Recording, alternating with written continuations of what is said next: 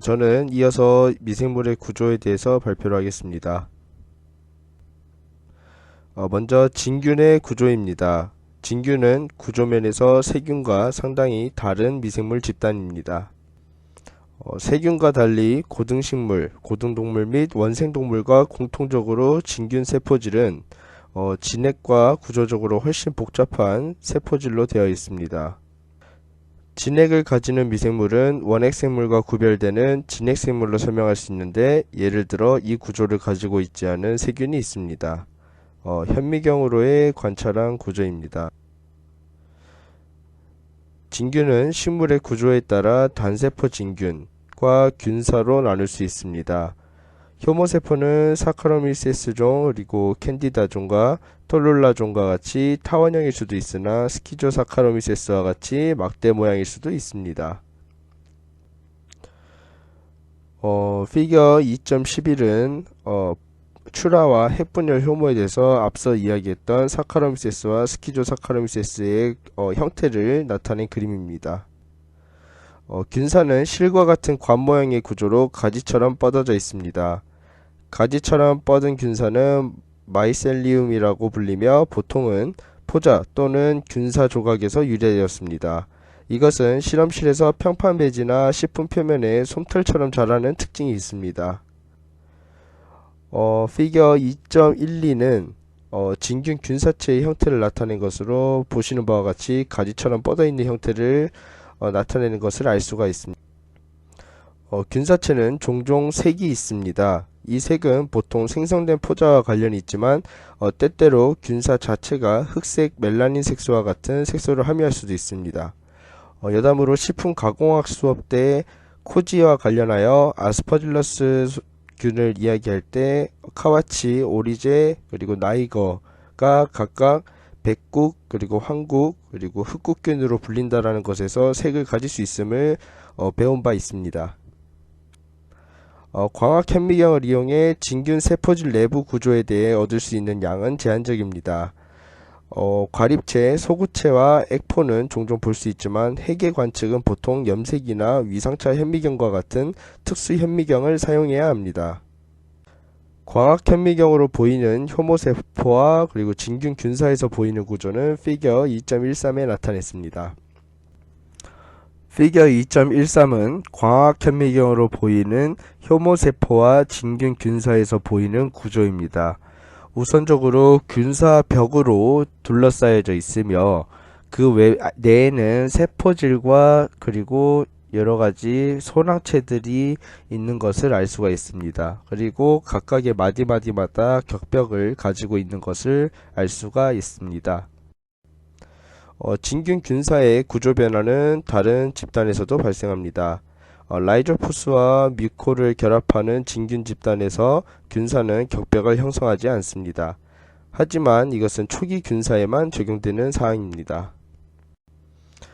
만약 오래된 균사를 현미경으로 검사해보면 균사체는 격벽에 의해 분할된 것을 볼 수 있습니다.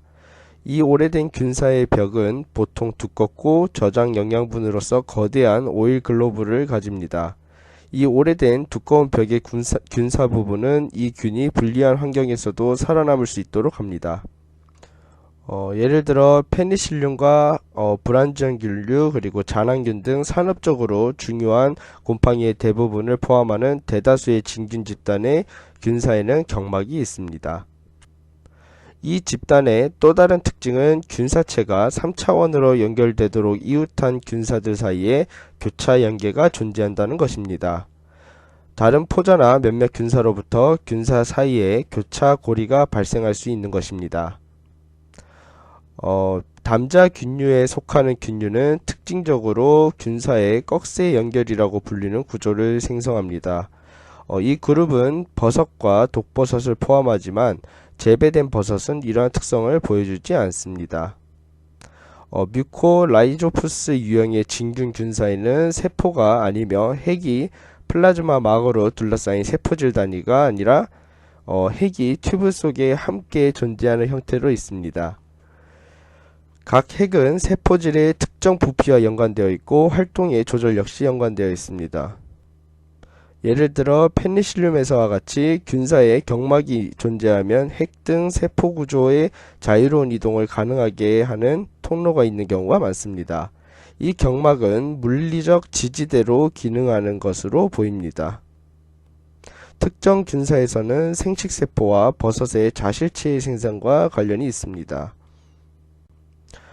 다음으로는 전자현미경으로의 구조의 관찰입니다. 전자현미경으로 진균을 검사하면 세균에서 발견된 것보다 훨씬 복잡한 구조가 나타납니다. 핵뿐만 아니라 전자현미경 사진은 세포 소기관이라고 불리는 수많은 막구조를 보여줍니다. 피겨 2.14는 앞서 얘기한 전자현미경으로 본 진균 균사의 구조입니다. 다음으로 세포벽입니다. 세균과 마찬가지로 세포질 주위의 벽은 삼투현상이나 기계적 손상으로부터 구조를 보호하기 위해 균사나 세포의 특징적인 모양과 기능을 부여하는 역할을 합니다.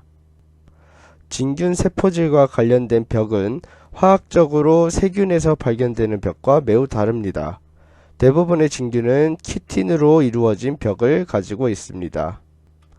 때때로 셀룰로스는 난균류라고 불리는 그룹에서 발생합니다. 효모에서 세포벽은 약간의 단백질이 존재하는 당인 만노스를 함유한 폴리머로 만들어집니다. 다음으로 세포질막입니다.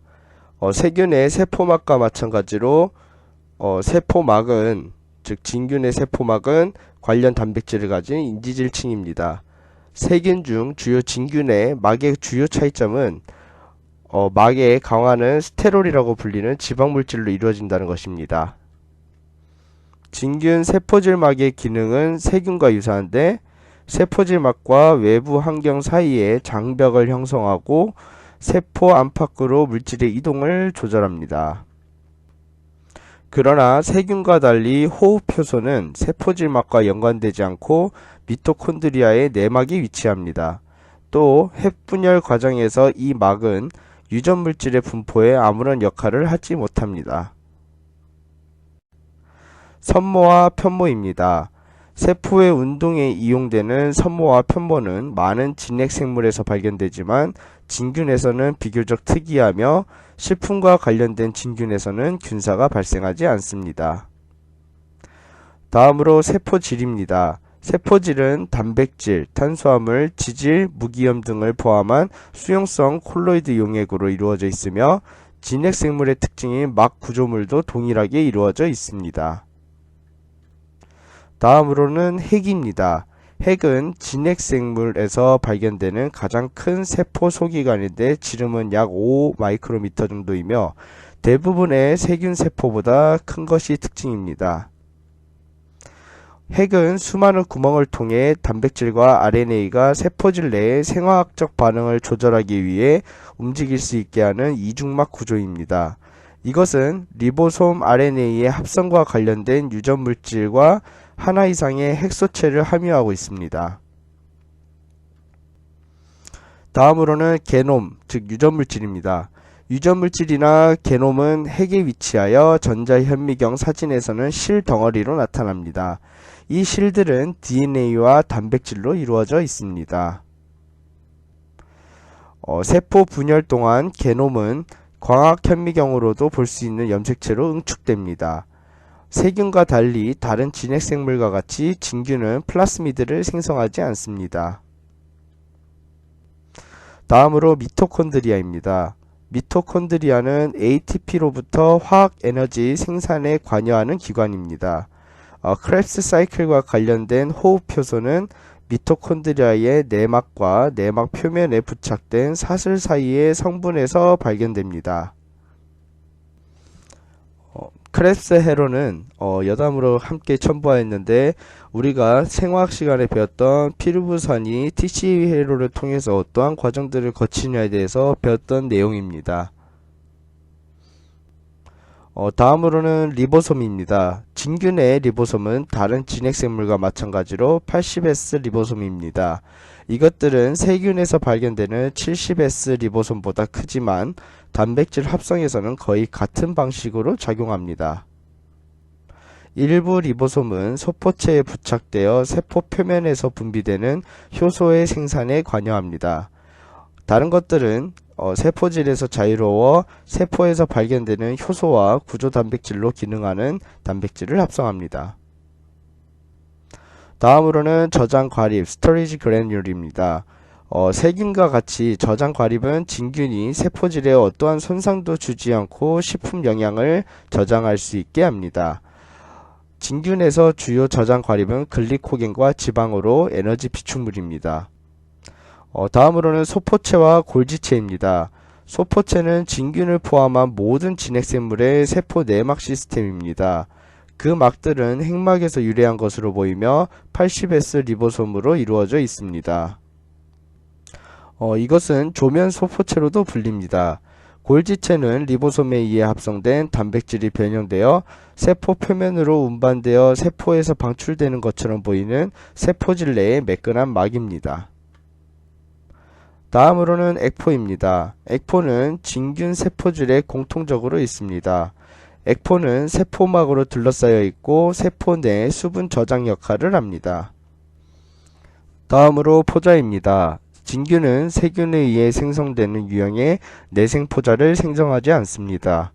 곰팡이균에 의해 생성된 무성포자는 영양균사에 비해 열에 강하지 않습니다. 잔항균에 속하는 특정 종류의 효모와 진균은 잔항포자로 불리는 유성포자를 만들어냅니다. 잔항균은 열을 포함한 열적 환경 요인에 대해 생산한 세포나 균사보다 강합니다. 이러한 미생물들은 때때로 식품 제조에 있어 문제를 일으키는데, 예를 들어 저온 살균된 과일 주스에 잔항포자를 생성하는 효모나 통조림 과일의 생산에 있어 잔항포자를 생성하는 비소칼미스 풀바가 있습니다. 일부 진균의 균사는 후막포자로 알려진 두꺼운 유색 종창을 가지며 이는 불리한 환경 조건에 대한 저항성이 있는 것으로 알려져 있습니다. 이러한 구조의 내열성에 대해서는 거의 보고된 바 없으며 식품 가공에 있어서도 큰 영향을 미치지는 않는 것으로 알려져 있습니다. 다음으로는 바이러스입니다. 바이러스는 그 구조와 작용이 다른 미생물 집단과는 다릅니다. 바이러스 기능에 관한 것은 챕터 4에서 다루어질 예정입니다. 바이러스는 특히 작으며 직경 20에서 300나노미터 범위 내에서 크기가 다양하고 광학 현미경으로 관찰하기에는 무리가 있습니다. 구조적으로 바이러스는 오직 전자 현미경으로만 연구되어졌습니다. 다음으로 핵산을 제외하고 바이러스는 일반적으로 살아있는 세포와 연관되어 있지 않은 구조를 가지고 있습니다. 이것들은 단순히 캡시드라고 불리는 핵산의 중심 핵을 둘러싸는 많은 단백질로 이루어진 단백질층으로 구성되어 있습니다. 이 핵산은 DNA 또는 RNA입니다. DNA와 RNA를 모두 관찰할 수 있는 미생물들에서 DNA는 1차 유전 물질로서 기능하고 RNA는 DNA 정보를 단백질로 변환하는 역할을 합니다. 바이러스에서 RNA나 DNA는 새로운 바이러스성 핵산과 단백질의 생산을 위한 숙주로서의 역할을 합니다. 단백질층과 핵산 외에도 바이러스는 숙주세포의 감염과 관련된 한두 개의 효소를 함유할 수도 있습니다.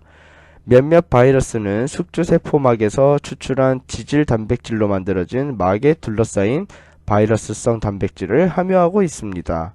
이 막들은 구조적으로 매우 복잡할 수 있습니다. 때때로 바이러스 막은 숙주세포에 바이러스를 부착하는 기능을 하는 탄수화물 단백질 복합체로 만들어진 스파이크로 덮여 있습니다. 바이러스 입자의 구조는 피겨 2.15와 같습니다. 피겨 2.15를 보시면 바이러스에서 발견한 구조를 보면 우선적으로 막으로 둘러싸여져 있으며 캡시드라고 불리는 단백질층, 그리고 그 안에 몇몇 가지 효소와 DNA 또는 RNA를 함유하고 있는 것을 알 수가 있습니다. 다음 주의 예정사항입니다. 우선적으로 2단원이 마무리가 된 상황에서 다음 푸드 마이크로바이올로지 교재의 단원은 식품유래 질병과 식중독에 대해서 단원을 다루도록 하겠습니다. 그리고 발표 자료 준비의 경우에는 우리나라 알코올 발효 산업의 현황과 전망에 대해서 자료를 준비하여 발표를 진행할 예정입니다. 감사합니다.